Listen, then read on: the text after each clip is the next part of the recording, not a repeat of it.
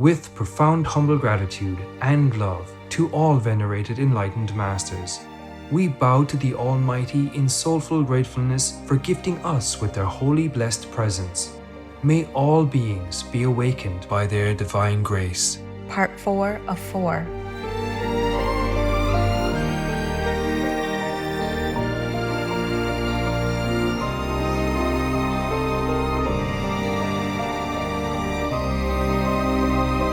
Etc. There are 211 countries and regions which have animal people protection laws. Obey the law of your country. No more animal people slaughterhouses. No more hurting. No more murdering them to eat, to lab test, or for any reason at all. Be vegan. Make peace. So be it.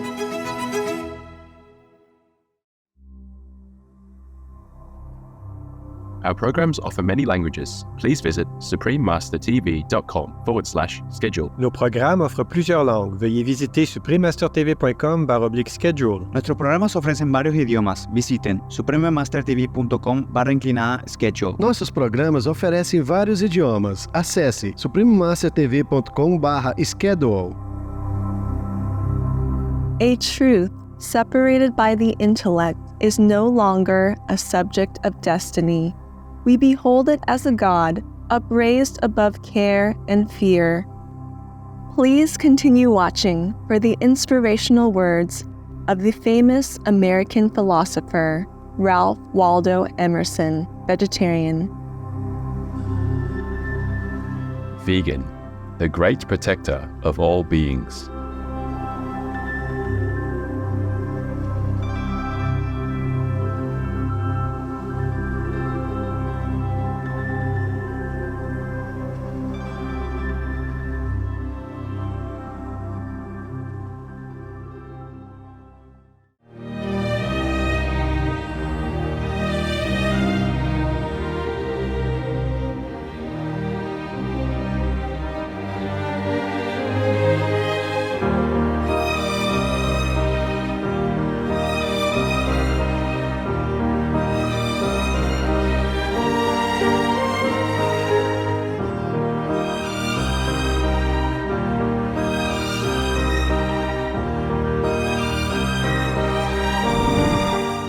Stop killing Ukrainian and Russian.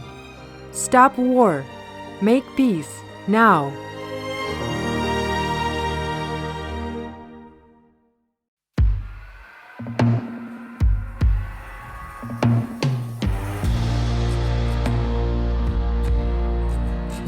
Dagota, blessed viewers. Dagota means hello in Apache. I am Lilue. The noble Apache First Nation people are grateful for nature's bountiful blessings. May you always feel uplifted by beautiful rainbows, warm sunshine, and blue skies. Welcome to Of Intellect and Truth, excerpts from Essays First Series by Ralph Waldo Emerson, vegetarian. Part 1 of 2 on Words of Wisdom.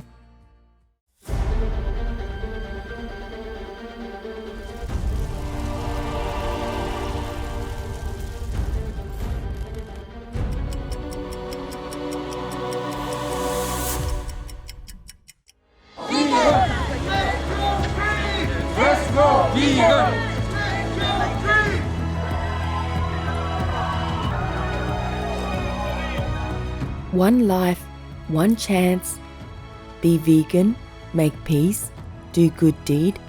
We'll feel great.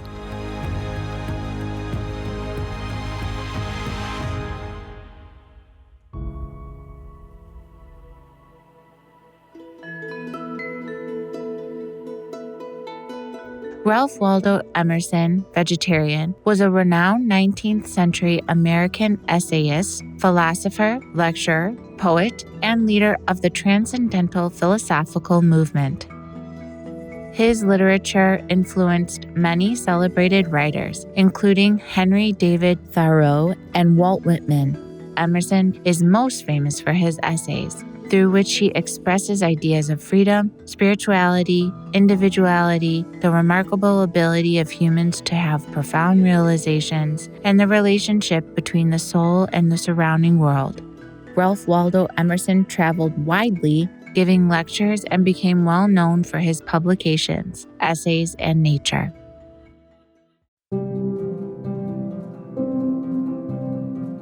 Today, it is a delight to share excerpts from the essay Intellect, where the wise philosopher expounds on the use of intellect to find truth. Intellect. Intellect and intellection signify to the common ear consideration of abstract truth. The considerations of time and place, of you and me, of profit and hurt, tyrannize over most men's minds. Intellect separates the fact considered from you, from all local and personal reference, and discerns it as if it existed for its own sake. Heraclitus looked upon the affections as dense and colored mists. In the fog of good and evil affections, it is hard for man to walk forward in a straight line. Intellect is void of affection and sees an object as it stands in the light of science, cool and disengaged. The intellect goes out of the individual, floats over its own personality, and regards it as a fact, and not as I and mine. He who is immersed in what concerns person or place cannot see the problem of existence. This the intellect always ponders. Nature shows all things formed and bound. The intellect pierces the form, overleaps the wall, detects intrinsic likeness between remote things, and reduces all things into a few principles. The making a fact the subject of thought raises it. All that mass of mental and moral phenomena, which we do not make objects of voluntary thought, come within the power of fortune. They constitute the circumstances of daily life. They are subject to change, to fear, and hope. Every man beholds his human condition with a degree of melancholy. As a ship aground is battered by the waves, so man, imprisoned in mortal life, lies open to the mercy of coming events. But a truth, separated by the intellect, is no longer a subject of destiny. We behold it as a God upraised above care and fear. And so any fact in our life, or any record of our fancies or reflections, disentangled from the web of our unconsciousness, becomes an object impersonal and immortal. It is the past restored, but embalmed. A better art than that of Egypt has taken fear and corruption out of it. It is eviscerated of care. It is offered for science. What is addressed to us for contemplation does not threaten us, but makes us intellectual beings. The growth of the intellect is spontaneous in every expansion. The mind that grows could not predict the times, the means, the mode of that spontaneity. God enters by a private door into every individual. Long prior to the age of reflection is the thinking of the mind. Out of darkness it came insensibly into the marvelous light of today. In the period of infancy, it accepted and disposed of all impressions from the surrounding creation after its own way. Whatever any mind does or says is after a law, and this native law remains over it after it has come to reflection or conscious thought. In the most worn, pedantic, introverted self-tormentor's life, the greatest part is incalculable by him, unforeseen, unimaginable, and must be until he can take himself up by his own ears. What am I? What has my will done to make me that I am? Nothing. I have been floated into this thought, this hour, this connection of events by secret currents of might and mind, and my ingenuity and willfulness have not thwarted, have not aided to an appreciable degree.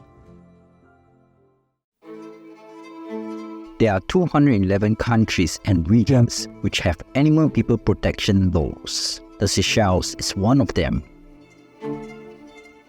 Seychelles, Prevention of Cruelty to Animals Act.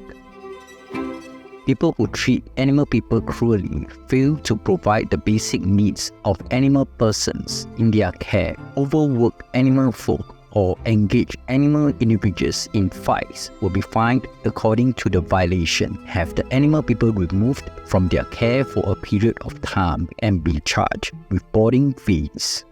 Obey the law of your country. No more animal people slaughterhouses, no more hurting, no more murdering them to eat, to lab tests, or for any reason at all. Be vegan, make peace, so be it. Our spontaneous action is always the best. You cannot with your best deliberation and heed come so close to any question as your spontaneous glance shall bring you, whilst you rise from your bed, or walk abroad in the morning after meditating the matter before sleep on the previous night. Our thinking is a pious reception. Our truth of thought is therefore vitiated as much by too violent direction given by our will as by too great negligence. We do not determine what we will think. We only open our senses, clear away as we can all obstruction from the fact, and suffer the intellect to see. We have little control over our thoughts. We are the prisoners of ideas. They catch us up for moments into their heaven and so fully engage us that we take no thought for the morrow, gaze like children without an effort to make them our own. By and by we fall out of that rapture, bethink us where we have been, what we have seen, and repeat as truly as we can what we have beheld. As far as we can recall these ecstasies, we carry away in the ineffaceable memory the result, and all men and all the ages confirm it. It is called truth, but the moment we cease to report and attempt to correct and contrive, it is not truth. If we consider what persons have stimulated and profited us, we shall perceive the superiority of the spontaneous or intuitive principle over the arithmetical or logical. The first contains the second, but virtual and latent. We want in every man a long logic. We cannot pardon the absence of it, but it must not be spoken. Logic is the procession or proportionate unfolding of the intuition, but its virtue is as silent method. The moment it would appear as propositions and have a separate value, it is worthless. In every man's mind, some images, words, and facts remain without effort on his part to imprint them, which others forget, and afterwards these illustrate to him important laws. All our progress is an unfolding, like the vegetable bud. You have first an instinct, then an opinion, then a knowledge, as a plant has root, bud, and fruit.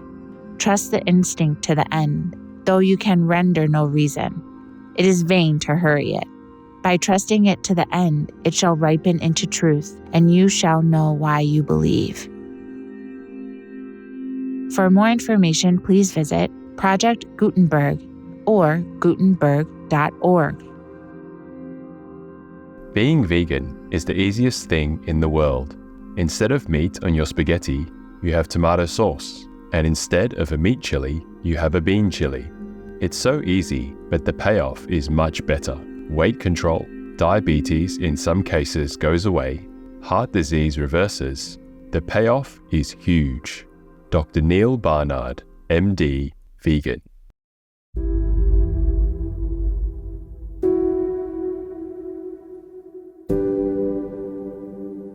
O Gaza, all lands belong to the Lord, not any grabber. Live in love with your neighbors, not die in horror. Supreme Master Ching Hai, vegan.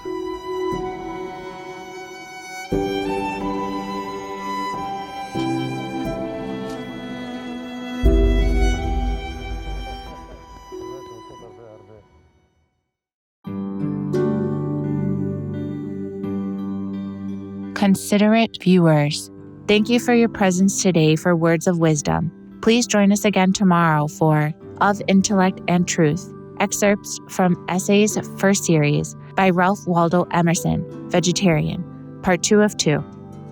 Coming up next is Sri Lanka's sacred Kailaniya Temple, Journey with the Worshipped Shakyamuni Buddha, Vegan, Part 1 of 2, right after noteworthy news. May all humans soon turn vegan and create paradise on earth. Be vegan, make peace, do good deeds, hell not reach. Our programs offer many languages. Please visit suprememastertv.com/schedule and suprememastertv.com/WOW.